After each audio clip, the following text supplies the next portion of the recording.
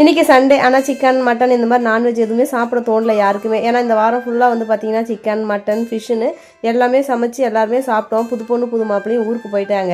ஒரு வாரமாக பலகாரம் அது இதுன்னு நான்வெஜ்லாம் சாப்பிடவும் யாருக்குமே வந்து சாப்பிடணும்னு தோணலையா.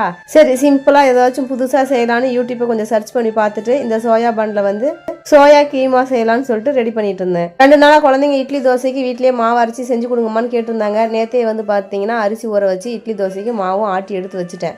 சனி ஞாயிறு குழந்தைங்களுக்கு லீவ் விட்டாவே நல்லா தூங்கணும் அப்படின்னு தான் நமக்கு தோணும். நான் அடிக்கடி அதை வந்து ஷேர் பண்ணுவேன். அதில் வந்து ஒரு சில பேர் ஏன் எப்போ பார்த்தாலும் தூக்கத்தை பற்றியே பேசுகிறீங்கன்னு சொல்லி கொஸ்டின் கேட்டிருந்தாங்க.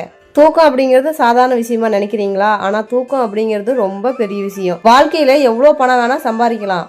ஆனால் தூக்கத்தை தொலைச்சிட்டோம் அப்படின்னா கூடி சீக்கிரம் பைத்தியம் பிடிச்சிடுறோம். நீங்கள் பணம் காசு எவ்வளோ வேணால் சம்பாரிச்சு வைங்க. ஆனால் எந்த ஒரு மனுஷனுக்கு படுத்த கொஞ்ச நேரத்திலே தூக்கம் வருதோ அவங்க தாங்க இந்த உலகத்திலே பெரிய கோடீஸ்வரங்க. தூக்கத்தை தொலைச்சவங்களுக்கு தான் இதோட அருமை தெரியும். நான்லாம் கிட்டத்தட்ட நல்ல தூக்கத்தை தொலைச்சே 4 வருஷம் ஆயிடுச்சுங்க. நான் சொல்றது தப்பா சரியான்னு எனக்கு தெரியல. ஆனால் என்னுடைய புரிதல் இதுதாங்க. சோயா கீமா செய்யறதுக்கு சோயாவை நல்லா ஊற வச்சு நல்லா புழிஞ்சிட்டு மிக்ஸி கப்பில் சேர்த்து 2 பல்ஸ் போட்டு நல்லா அரைச்சி எடுத்துட்டு வந்துடணும்.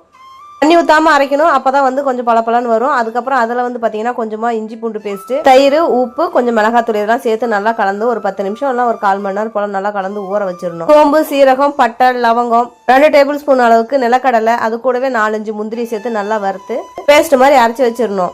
அதுக்கப்புறம் தேவையான அளவுக்கு ஒரு கடாயில் எண்ணெய் ஊற்றி வெங்காயம், இஞ்சி பூண்டு பேஸ்ட்டு, புதினா தலை, கொத்தமல்லி தலை சேர்த்து நல்லா வதக்கிட்டு நம்ம கலந்து எடுத்து வச்ச அந்த சோயாவும் இதில் சேர்த்து 1 நிமிஷம் போல் நல்லா வதக்கிட்டு அரைச்சி எடுத்து வச்ச பேஸ்ட்டு, அது கூட தேவையான அளவுக்கு உப்பு, கொஞ்சமாக வந்து தண்ணி ஊற்றி ஒரு 10 நிமிஷம் போல் நல்லா அடுப்பில் விட்டு ஆஃப் பண்ணோம் அப்படின்னா சூப்பரான சோயா கைமா ரெடி. இது கூட வந்து பார்த்தீங்கன்னா நம்ம இன்னைக்கு தோசை தாங்க சுட்டிருந்தோம். நம்ம சேனலை பிடிச்சிருந்தா சப்ஸ்கிரைப் பண்ணி ஒரு லைக் பண்ணுங்கள்.